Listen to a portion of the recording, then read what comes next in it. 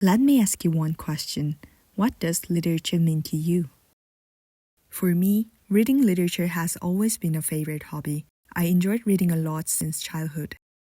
It was like becoming a traveler of another world. Whenever I turned over the book cover, I entered a totally different world, and I could explore the new world on my own. Back then, the relationship between literature and me was always personal. There was nothing between us. It was just two of us, literature and me. When I entered school, things started to change. In school, there was only one goal, a successful life. Reading was one of the things I had to give up on. But I still liked reading books. Literature offered me a place to breathe, and it took me away from the suffocating atmosphere of the classroom. Some books especially depict the feelings I had exactly the same and remind me that I'm not the only one who feels this way. Among those books were Hermann Hesse's novel. While reading his novels, I empathized with the protagonists who were in similar situations as me, and it gave me such huge consolation that I could live through the tough time. After graduating high school, I chose to study literature in university. Of course, I enjoy studying what I like, but sometimes I also had concerns, and they grew over time.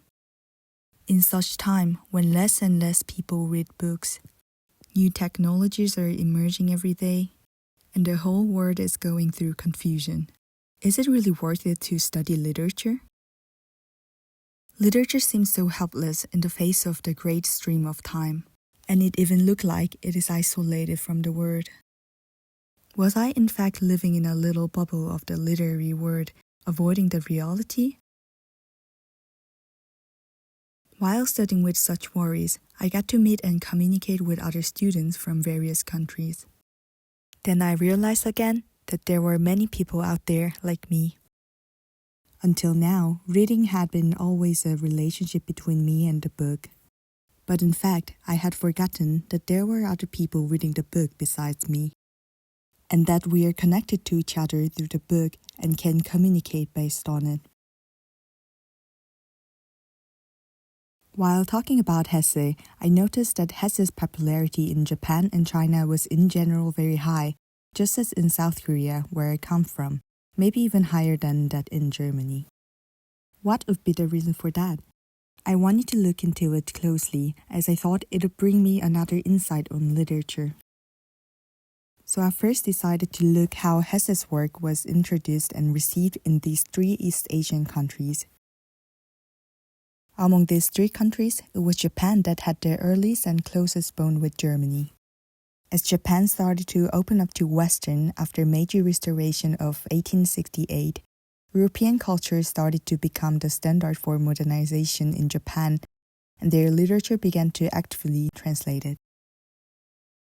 The first Hesse's work translated in Japanese was the second part of Knulp, entitled Tomo, released in 1909. This work had, however, almost no resonance in Japan. When Siddhartha was then translated into Japanese in 1925, it gained certain attention from few readers due to its profound understanding of Eastern culture. A lot of his works were translated in the 1930s and attracted Japanese readers, and Hesse became a popular author in Japan around the 40s. Until now, Hesse remains as one of Japanese readers' favorite authors. In the case of Korea, since Korea was under Japanese occupation from 1910 to 1945, Koreans could not read or study any foreign literature without control and supervision of Japan. Due to such historical and political conditions, it was almost impossible to establish their own translation and reception of Hesse in Korea before the independence. Although Siddhartha was first translated relatively early in 1926, it was only 1948 when there was first Hesse translation in the form of a proper book.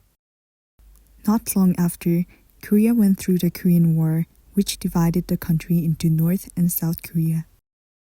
In South Korea, a lot of scholars went to Germany for study and came back during the 60s and 70s.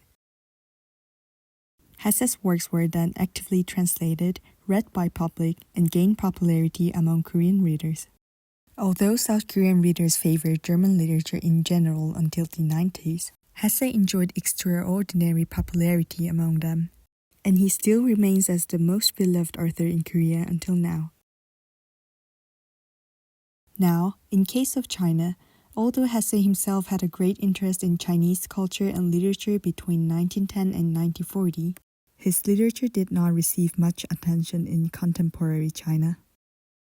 The biggest reason for it can be found in low interest for German literature in China itself, as they were rather interested in medicine, technology, or science of Germany.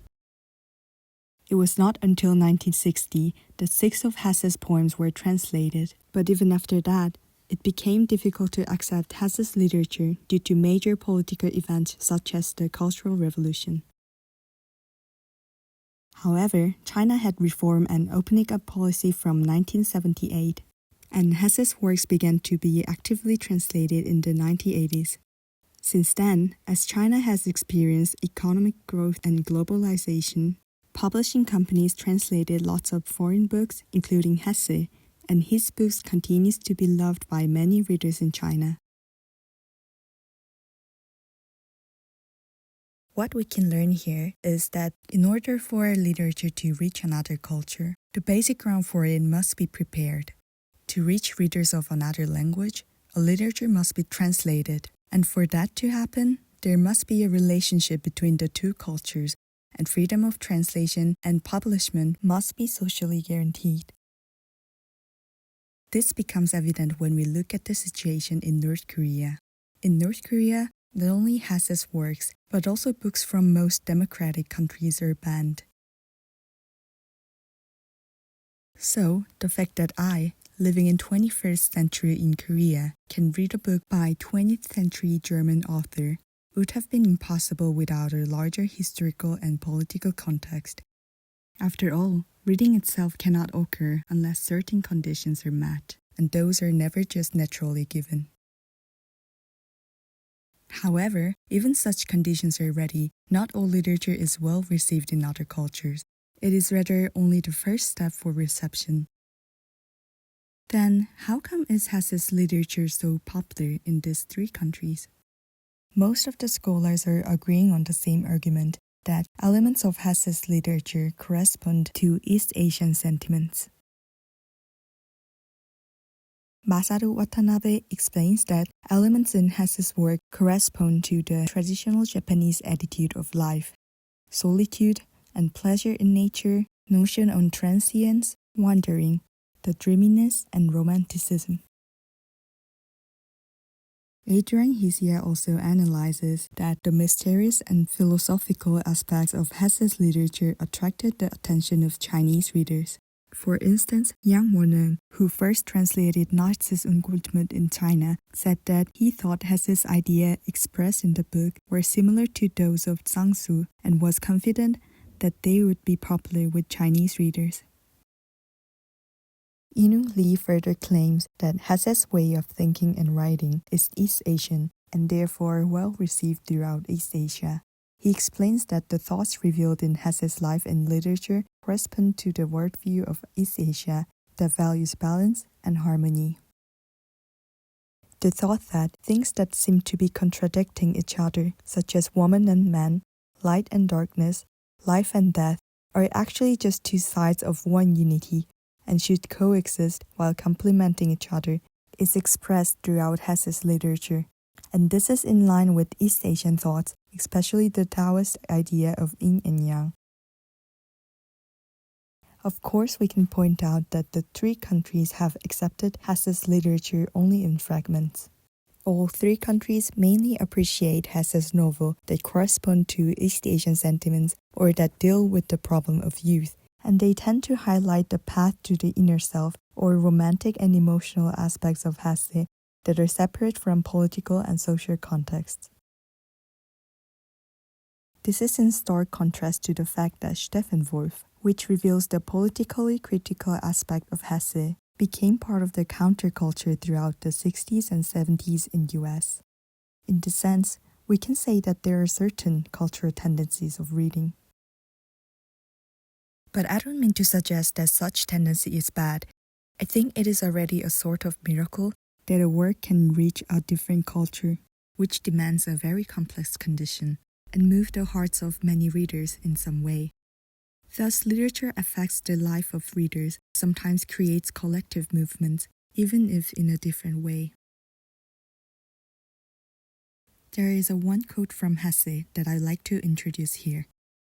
One Japanese student wrote a letter to Hesse in 1953. I am a high school student in Tokyo. The first work I ever read from you is the novel Unterm Rad. I was in a confused mental state like Hans Giebenrath. I was looking for such work among many that would correspond to my state of mind. It was indescribable how great my joy was when I found your young figure in that novel. And Hesse commented on this. Whether successful or not, the book still contained a piece of life that was truly experienced and suffered, and such a living core can sometimes, after a surprisingly long time and under completely different new circumstances, become effective again and radiate some of its energies. Here, I found the meaning of literature once again. Literature is never separate from the word, but rather is involved in human history and influences the word in some way. Literature, which reflects one person's search for meaning, transcends time and space, touches people's heart, and people of different cultures find meaning in it in their own ways. I think this proves that we are all just living beings searching for our own meaning in this world, regardless of time, space, and culture, and through that we can empathize and communicate with each other. And I think this is why we still read literature in a world that is changing so quickly, and perhaps that's why we need literature more than ever. It is part of our world, and it ties us and let us realize who we are. It is my job then, as a person who believes in the power of literature, to keep these ties from being cut off and to extend it to the people who cannot be reached so far. There are still voices that are not yet heard and people who cannot hear. So, this is my answer to the question of what literature means to me and what literature can do. And I want to listen to your thoughts too. What does literature mean to you?